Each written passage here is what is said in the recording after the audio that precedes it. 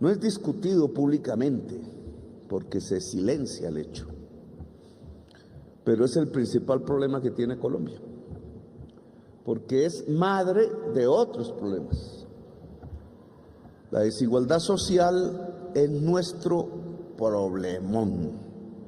Algún político liberal, algún día intelectual, él decía el almendrón. Ese es el almendrón, la desigualdad social. Todas las sociedades son desiguales, obviamente, pero es que ninguna en todo el planeta lo es tanto, ni las ricas ni las pobres, como Colombia. Y es obvio que la sociedad más desigual de todo el planeta, pues tiene que tener unos problemas inmensos derivados de la desigualdad. Y todos los días los vemos. El narcotráfico es producto de la desigualdad. La violencia es producto de la desigualdad. Sea la violencia que llamamos el conflicto en algunas regiones de Colombia, sea la que uno encuentra en cualquier calle por ahí caminando. Es producto de la desigualdad. La desigualdad territorial, porque hay unas zonas tan ricas, incluso al interior de una ciudad misma, Bogotá, por ejemplo, que me temo, eso hay que confrontarlo un poco con los números, que siendo la sociedad colombiana la más desigual del mundo, ha resultado que Bogotá es la ciudad más desigual de Colombia. Luego estamos en una situación que nos debería avergonzar a quienes vivimos en esta ciudad, yo desde hace muchísimo tiempo, desde 1989, pero también viví 10 años de niño, desde que me trajeron en brazos hasta mis 10 años, porque entonces puede ser, aquí ya no me atrevo a afirmarlo porque no tengo los números, los listados, que la ciudad de Bogotá sea la más desigual del mundo. Lo vemos, no es sino caminar. Yo caminaba mucho antes en la ciudad, me encantaba, ahora me toca a escondidas por todas partes, pero solo es caminar al norte o es caminar al sur y ya lo entiende uno. Hasta en una localidad, solo es caminar de Castilla y llegar al río Bogotá y uno encuentra las desigualdades como quien va talando los anillos de un árbol, porque la ciudad de Bogotá, entre otras, es como los anillos de un árbol. Arquitectónicamente, los anillos siguen nuestras violencias. Casi que las puede uno reflejar en un corte de la ciudad, el centro español, la conquista, allá el Chorro de Quevedo, y después el francés, nuestra idea de que no nos gusta lo colombiano, sino lo francés, y después lo inglés, que era con quien nos endeudamos terriblemente después de la independencia, y después lo gringo, y después lo kitsch, un poco mafioso, y después lo rico, y al otro lado lo pobre. Esas desigualdades nos traen nuestros problemas fundamentales. Los problemas de la violencia, los problemas del narcotráfico, los problemas de una economía que no se mueve en realidad. Unos porque la ven como una especie de sobrevivencia del día a día, otros porque la ven como jugando a monopolio. Y no puede ser ni lo uno ni lo otro.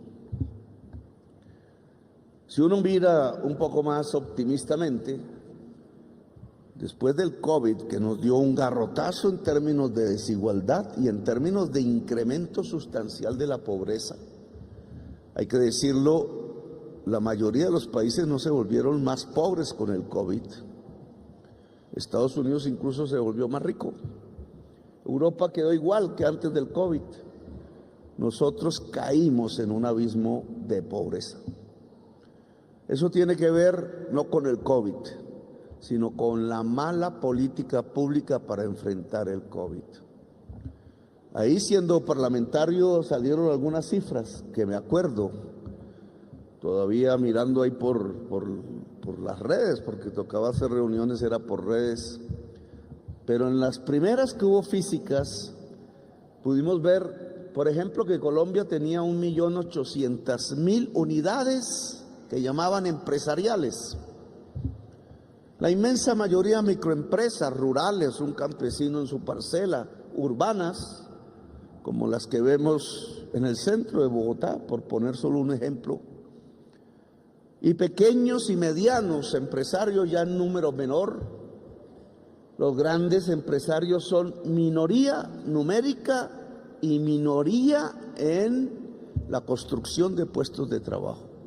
Los puestos de trabajo de Colombia no se deben a el gran empresario, se deben al pequeño, al microempresario rural y urbano, empresaria, que es la que genera para sí, muchas veces para su familia, el empleo en Colombia. Pues la política pública del COVID consistió en endeudarnos inmensamente, como nunca antes. Solo con el FMI, único gobierno que lo hizo en todo el mundo, un préstamo de 5.600 millones de dólares pagaderos a 2 años. Que me tocó a mí pagar el primero y me toca a mí pagar el segundo. Bonito. Y ese endeudamiento, uno diría, bueno, si fue a los microempresarios, si fue al campesinado, si fue a las cooperativistas, pues de pronto. No, señores. Fue a los más grandes empresarios de Colombia para subsidiarle su nómina. Fue esa deuda que ahora toca pagar, es decir, que todos y todas aquí y más allá, millones y millones de colombianos, les toca ayudar a pagar vía sus impuestos. Esa deuda se dedicó a subsidiar a los más ricos de Colombia. Ahora nos toca pagarlo. Y esa es la situación terrible, débil del gobierno desde el punto de vista presupuestal y del Estado en general y obviamente de la sociedad. Porque si nosotros cometemos una torpeza y nos quedamos sin con qué pagar las deudas, viene la catástrofe. Ahí sí no son los grandes los que lo pagan, empezaría por la quiebra de los bancos, pero seguiría con la quiebra de pequeños, medianos, gente en el campo, gente en la ciudad, la economía colombiana toda. Por eso nos toca andar un poco como pisando cáscara de huevo. Y en eso hay que admitirlo, el valor del ministro de Hacienda actual, porque ha logrado capotear el que el Congreso de la República no nos sabotee una autorización para pagar deudas con deuda, porque es lo que estamos haciendo. Muchos de ustedes de pronto lo estarán haciendo también. En mis épocas difíciles me tocaba a mí, cuando uno empieza a pagar el mercado con la tarjeta de crédito, si es que la tiene. Ahí, y así estamos en el Estado colombiano. Estamos pagando deudas con deudas. Nos endeudamos aquí a una tasa de interés más cara, porque está así en Colombia y en el mundo, para poder pagar las obligaciones de deuda que tenemos inmediatas, muchas veces con tasa de interés más baja. Ese circuito hay que cortarlo indudablemente, porque es perverso. La deuda, sin que nos endeudemos para proyectos nuevos, para hacer un ferrocarril que se necesita, para tantas cosas que se necesitan en realidad, va aumentando respecto al presupuesto. Esa discusión la tendremos en el Congreso de la República a partir de mañana, porque es lo primero que va a entrar en discusión. Pero hay noticias buenas en medio de ese contexto negativo que se debe, en primerísimo lugar, a una muy mala política pública para enfrentar el COVID en Colombia, por creer que la plata pública es para subsidiar los más ricos de los ricos. Esa plata no llegó a los microempresarios, a los cooperativistas, a las trabajadoras, a las medianas y pequeñas empresarias, no llegó. Muchísimos cerraron en el camino, quizás ahora están abriendo, ojalá. Pero muchísima gente tuvo que cerrar sus restaurantes, su tienda, su comercio, cuando no había nadie en las calles. ¿Qué más iba a hacer? Y no hubo una ayuda. Ahora estamos pagando las consecuencias. Pero salieron las estadísticas de pobreza. Unos estaban esperando para cascarnos, otros estábamos esperando con nerviosismo, porque es la medida del primer año del gobierno, el año pasado, nuestro primer año, porque ahí, para bien o para mal, se mide si fuimos eficaces o no. A muchos gobernantes no les importa esta cifra porque no están pensando en reducir la pobreza, sino enriquecer a los ricos y punto, porque ellos mismos son parte de esos ricos. Pero una persona como yo, con mi tradición política, mi vida, mi lucha, y lo que significa la elección de nosotros, esta es la estadística fundamental. Si nuestra política pública lo que hizo fue aumentar la pobreza o la disminuyó, si la disminuyó, nos alegramos profundamente. Si la aumentó, nosotros estamos mandados a recoger, porque lo que hemos propuesto no sirve. En el país más desigual de todo el planeta Tierra, un gobierno que aumente la desigualdad en el país más desigual de la Tierra es un gobierno sin vergüenza, en realidad de bandidos.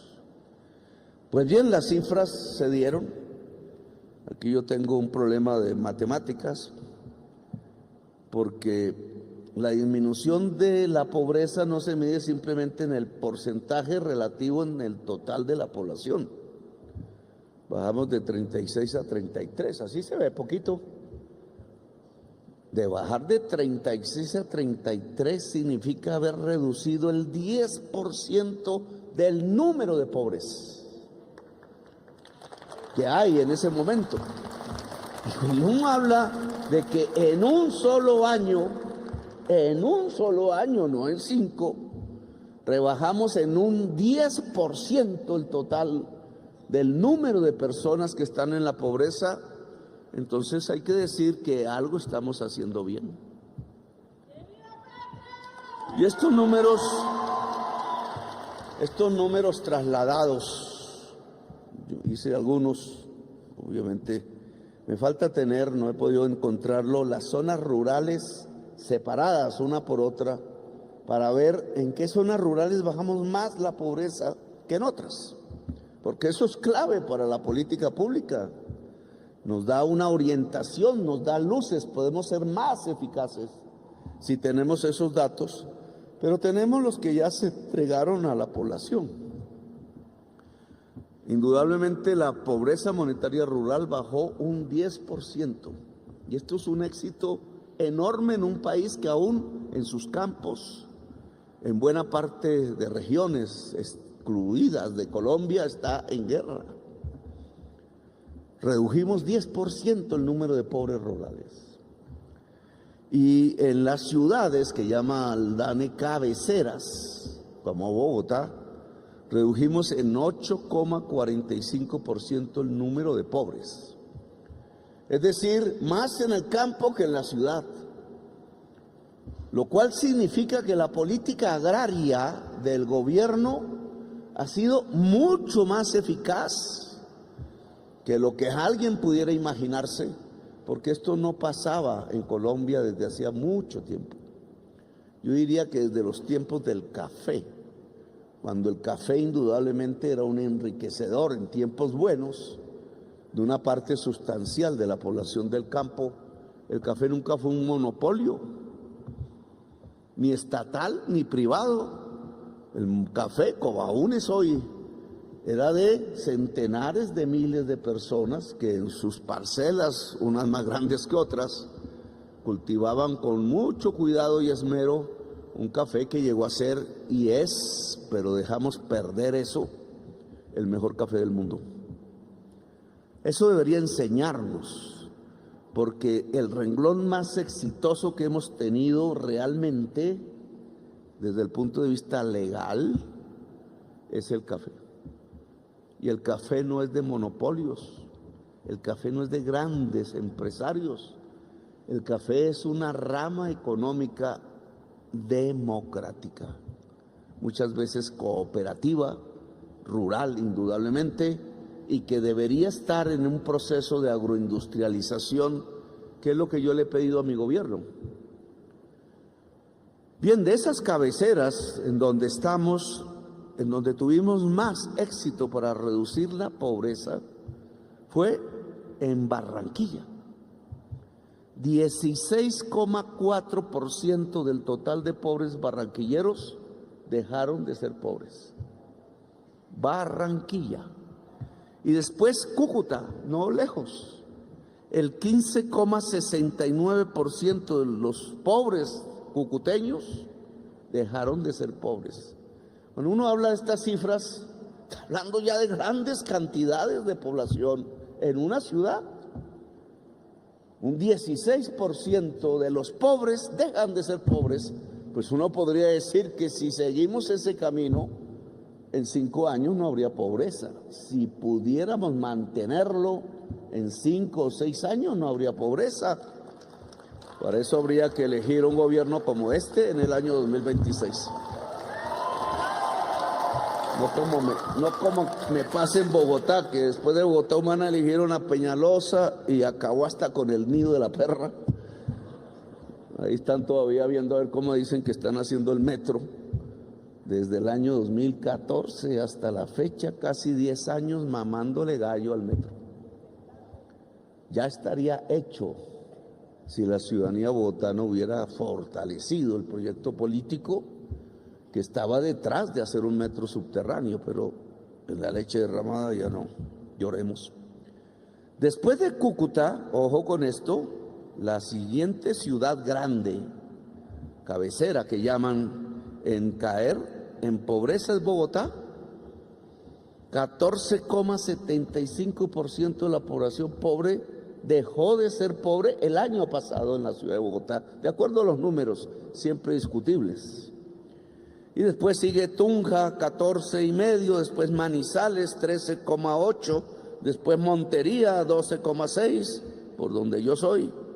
Ibagué, 11,59%, Pasto, 10,48%, Santa Marta, 10% y Sincelejo, 10%, solo hablando de los que más cayeron por encima del 10% de su total de pobres. Esto a mí me gusta, pero habría que preguntar, bueno, ¿y qué fue? ¿Cierto? Porque aquí se trata de mirar por dónde caminamos. Y cuando uno esculca esa tabla, pues no fueron los subsidios. Ahí tienen razón los duquistas, solo que no cuentan toda la verdad. Todos los subsidios creados en tiempos del COVID como limosnas no los presupuestaron en el año 2022 para el año 2023. Como 4 billones de pesos menos. Y entonces no se aprobaron, no, nos echan la culpa a nosotros, pero nosotros no presentamos el presupuesto del año 2022, que se hace en julio. Todavía estaba yo en plena campaña, o había acabado de salir de la campaña.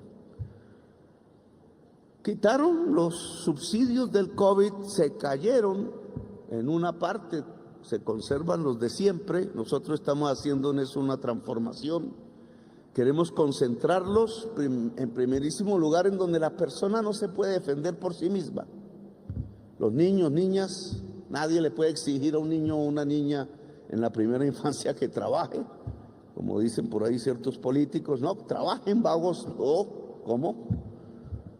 Irracional. Y los viejos, cuando llegan a su edad, tercera edad, que llaman ahora, viejos y viejas, porque la mayoría son mujeres que han trabajado, la mayoría de amas de casa cuidando a sus hijos.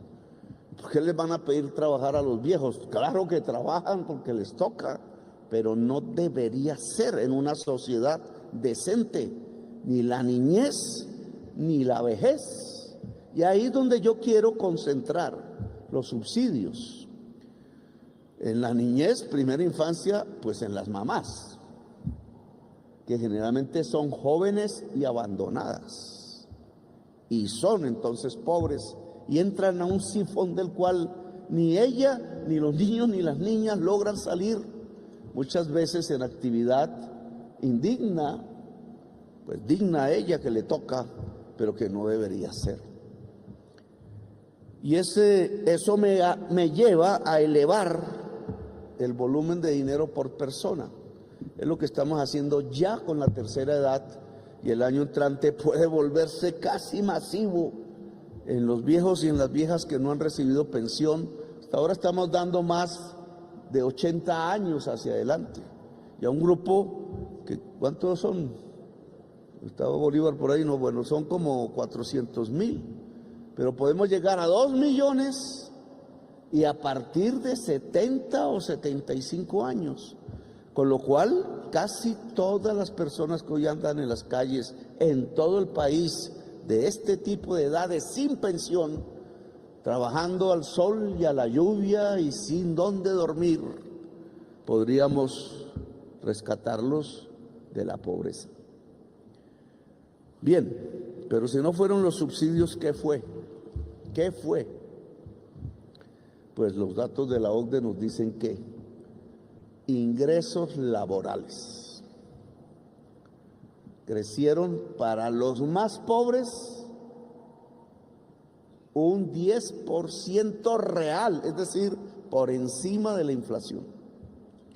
La inflación para pobres en nuestro gobierno es menor que, es decir, el índice de crecimiento de los precios para la gente pobre es menor que para la gente rica. Eso no había pasado antes, porque nos dedicamos en una política agraria a reducir el precio de los alimentos en Colombia, o por lo menos a que no suban tanto como los demás.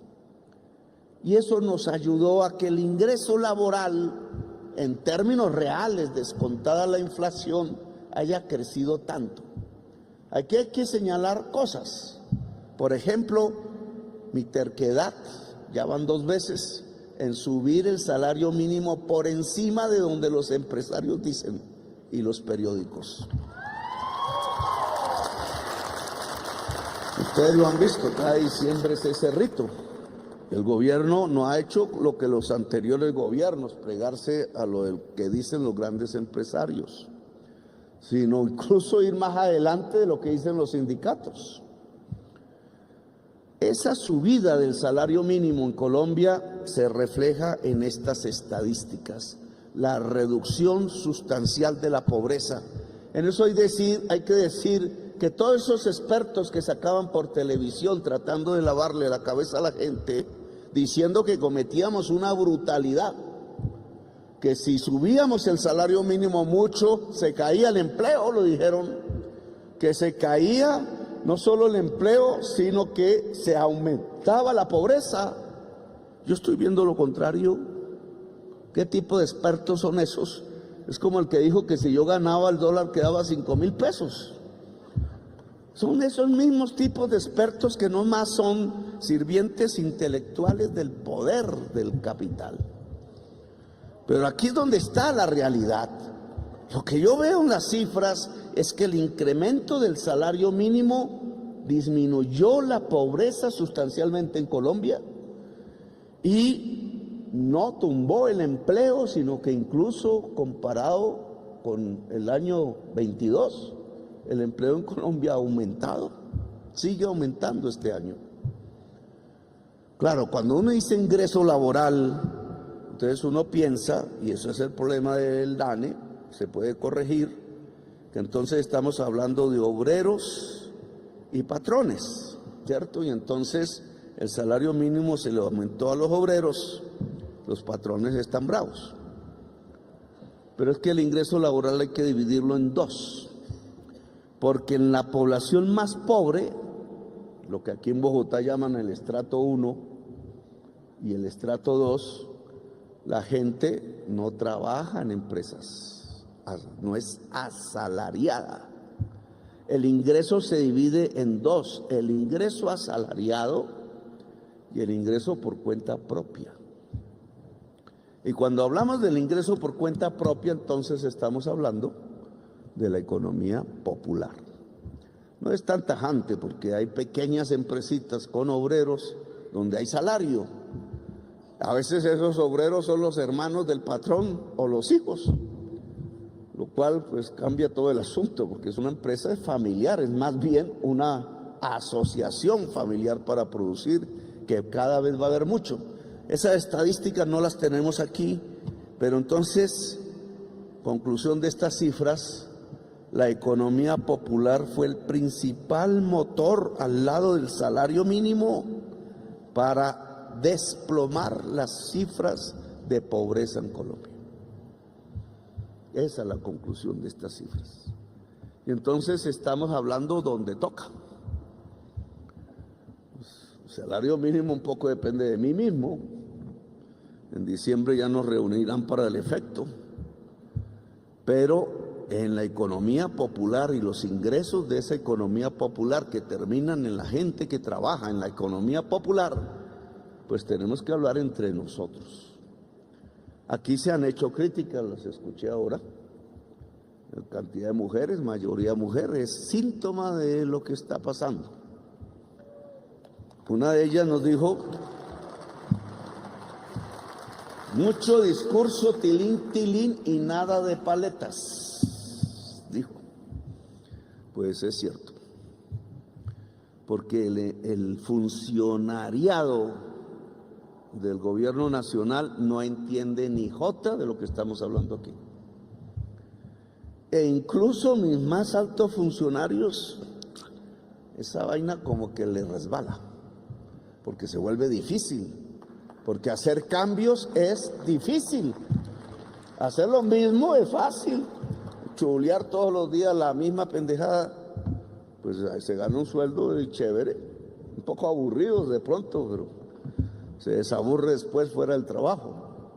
Pero cambiar es el riesgo de la procuradora, el cabello azotando el azote, es el control de los congresistas, son los que pierden ahí los grandes empresarios montándola, cuadrando hasta los procesos penales. Y entonces la gente, pues obviamente que tiene que tomar decisiones, se paraliza, queda ahí quieto, y este presidente, ¿por qué no se calma un ratico? Pues yo no me puedo calmar porque me quedan 2 años, me toca acelerar, al contrario, me toca acelerar. Pues les voy diciendo, bueno, si no aguanta, le dé un paso al costado, porque eso no es un pecado. Entonces nadie nació para todas esas vainas. Yo que tengo el cuero duro, entonces resisto. Pero otros, si no puede, dé un paso al costado, alguien va a asumir la pelea. Ni siquiera sé quién, pero alguien va a asumir la pelea. Son puestos de combate. Hay algunos puestos que le llamo puestos rojos, porque el peligro no es simplemente que le monten a uno un proceso, sino que le puedan meter un tiro. Por ejemplo, una persona en un puerto, por ejemplo, la persona que dirija las aduanas, están cooptadas por el contrabando. Contrabando ya no es la señora que yo me acuerdo que iba en un bus desde Maicao a Bucaramanga metía ahí en las cosas esas de las maletas el alijo, y salían unos guardas con linterna y le cobraban a la señora si le encontraban el alijo. No, el contrabando hoy es una multinacional, la otra cara del narcotráfico, es la manera como la cocaína vendida en Estados Unidos o en Europa se vuelve pesos colombianos. Y entonces no les importa el precio de la camisa o lo que traigan, los zapatos, y lo venden por todas las esquinas, más barato incluso que lo que les costó, porque lo que le importa es el billete pesos, porque así volvieron la cocaína, billete para gastarse aquí. ¿Y a quién mata ese contrabando? Y estos son los conflictos de la economía popular que hay que empezar a resolver. Pues la señora confeccionista de San Victorino, del Madrugón, al señor que hace camisas, a los que hacen zapatos en el barrio Restrepo de Bogotá, o en Bucaramanga, o en Cúcuta, etcétera. Y entonces estamos matando el trabajo y la producción. Comerciante puede que venda nacional o venda coreano, no va a ir, pero el productor pierde. Y en economía, la ganancia del comerciante, independientemente si es un vendedor ambulante o el éxito, depende de la producción, del trabajo productivo. Y el trabajo productivo se ubica en el campo, sobre la tierra, y en la ciudad, con la máquina. Cualquiera que sea el tamaño es lo mismo. Si no hay producción, no hay riqueza. Y entonces el comerciante puede vender la producción de otros países, pero no hay quien le compre. Porque el que va a comprar tiene que ganarse un salario, el salario sale del trabajo. Y por tanto de la producción, ese es el ABC de la economía. Por eso una de las políticas de la economía popular que tenemos que priorizar es el cultivo, el agro, el campesino y la campesina, indígenas, afros, etcétera, y las empresas manufactureras, micros, pequeñas y medianas en las ciudades, incluso ligarlas. Eso se llama agroindustria. Agroindustria sea en el campo, agroindustria sea en la ciudad. Este es el núcleo fundamental de la economía colombiana. Y ahí es donde debe ir el crédito. Entonces sí, tilín, tilín y nada de paletas.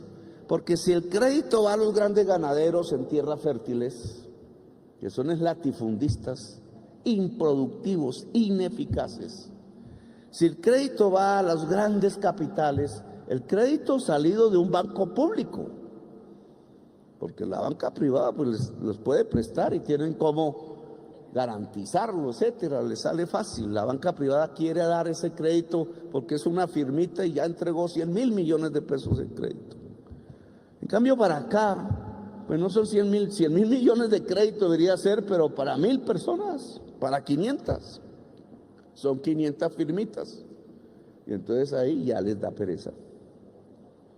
Y no dan el crédito, como todos y todas ustedes saben lo difícil que es.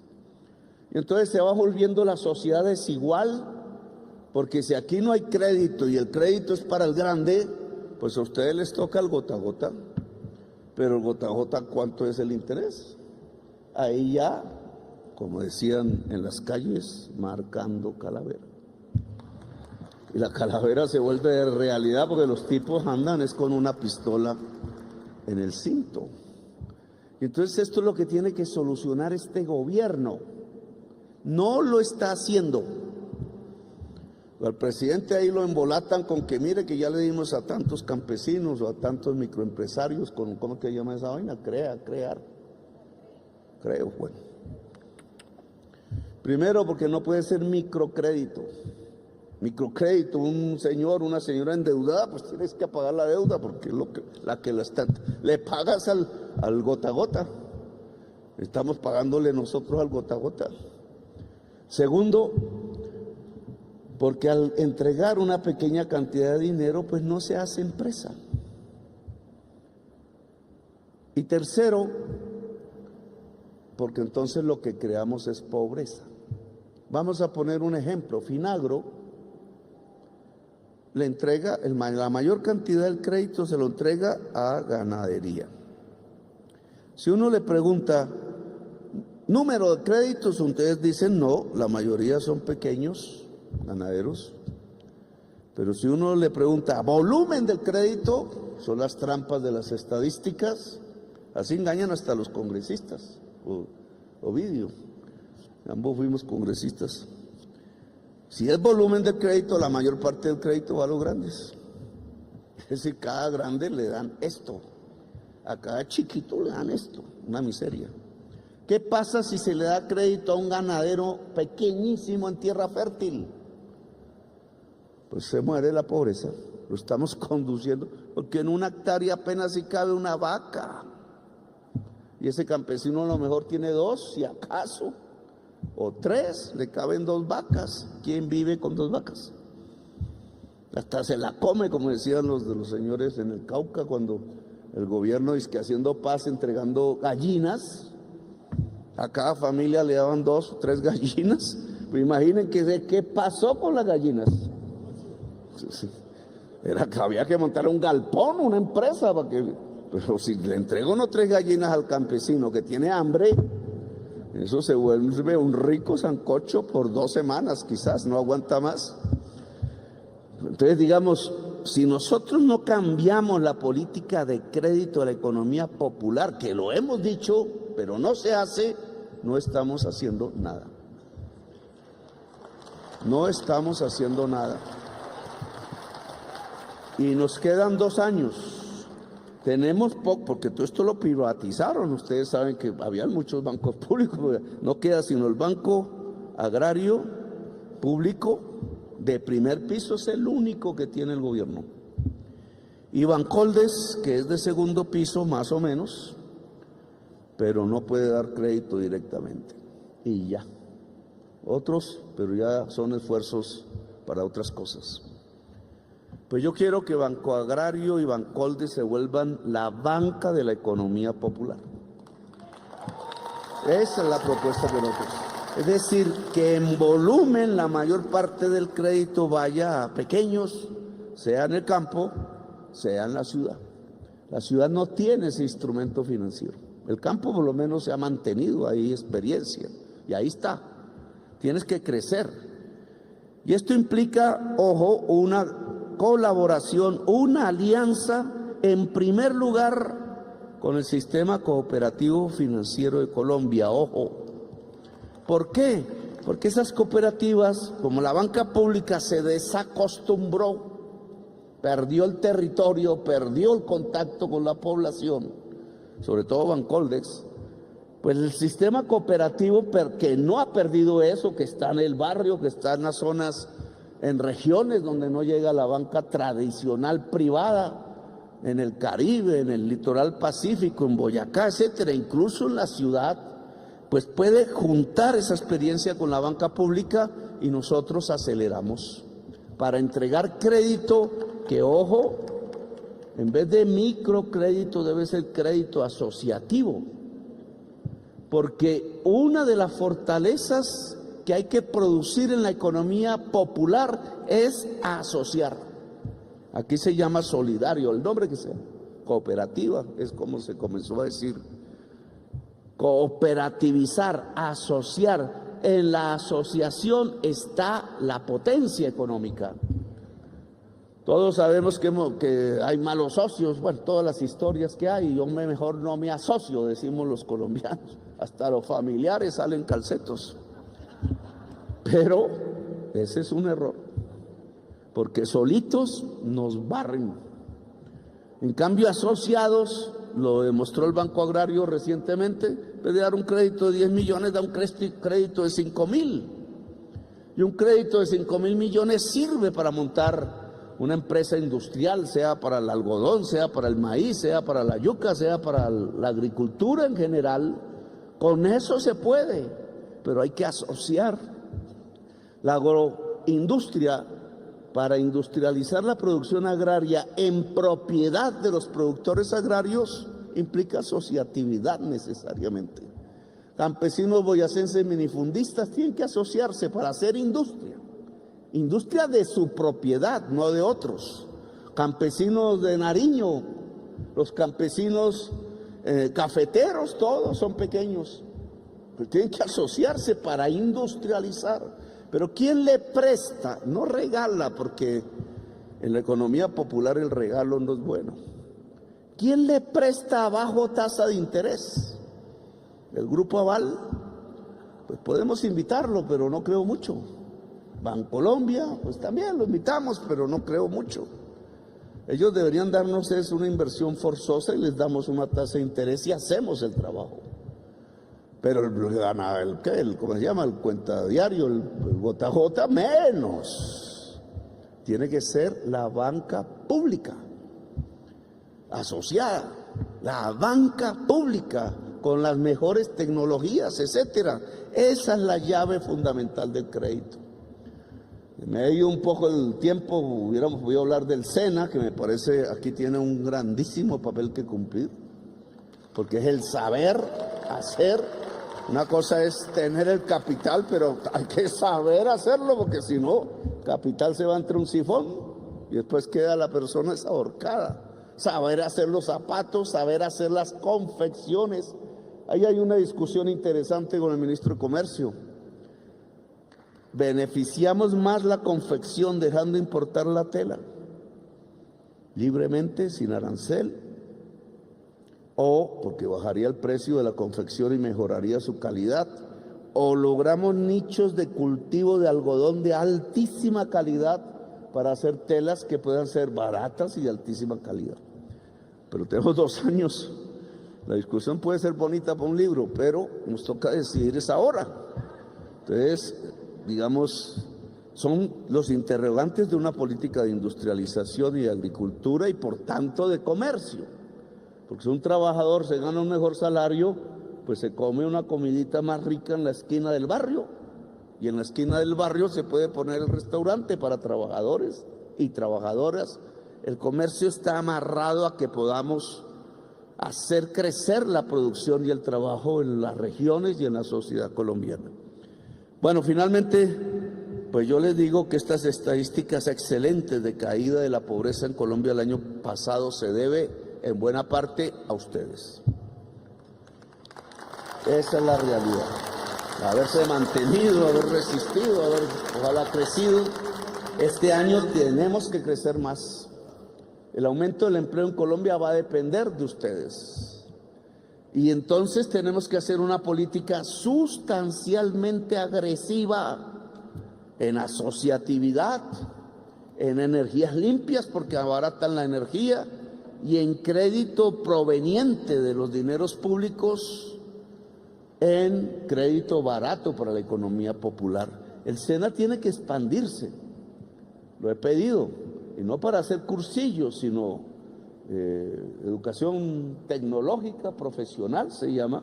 Los jóvenes necesitan eso. Si un joven campesino aprende cómo diablos se hace una agroindustria del maíz o de la yuca, ese no se viene para acá, se empieza a organizar ahí a los vecinos campesinos y empieza un proyecto. Pero si no se enseña en el campo, vamos a perder la juventud campesina que se nos va a volver urbana. Y aquí, quién sabe, y perdemos una de las grandes riquezas de Colombia, que es su cultura agraria, que hoy está jalonando la economía nacional igual que el gobierno nacional. ¿Quiénes están sacando adelante la economía en términos estadísticos? La actividad del gobierno y la actividad agraria. Algunas están por encima de cero y todavía tenemos la industria en negativo. No hemos podido ponerla en positivo. Lo de la agricultura es excepcional. En el mundo del gobierno da la impresión, ahora tengo que, porque fue así el año pasado, ahora toca ver ahora la nueva estadística, que lo que está jalonando, esto no lo dicen, es que las clínicas y hospitales privados y públicos se reactivaron con respecto a hace un año. ¿Y saben por qué? Porque ya no es la EPS la que no les gira, sino es el gobierno el que está girando directamente, y sí les gira.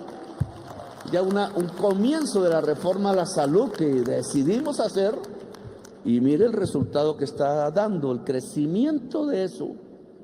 Según el DANE, hay que verificarlo bien, llegó al 9% anual.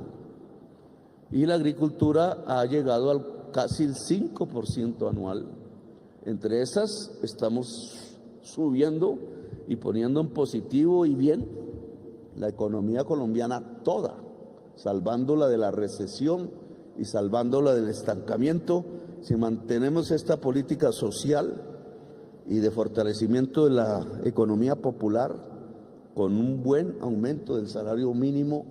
Ojalá nos atreviésemos, el Congreso se atreviese a reducir la jornada laboral a 40 horas semanales y verían ustedes cómo al final ganamos todos. Un empresario a veces dice, uy, no, Petro, ¿cómo así que la trabajadora que tengo aquí horas, 40 horas y después me toca otra en los otros días que no son 40 horas de la semana? Y cree que se va a arruinar y resulta que no. Porque entre más trabajadores ganen mejor y trabajadoras, los empresarios crecen más porque venden más. Y entonces así fue en Estados Unidos y así es en Europa y en Japón y ahora en China. Porque ese mundo demanda más cosas. Y al demandar más cosas, si no importamos chucherías, pues hay más empresas, más crecimiento de la empresa, más comercio, más industria, más agricultura. Es, como se decía antes, si los demás están bien, yo estoy bien. Todo lo contrario a lo que nos han enseñado, que es ver cómo hacemos para que los demás estén mal. No, si los demás están bien, yo voy a estar bien. Gracias, muy amables por haberme escuchado.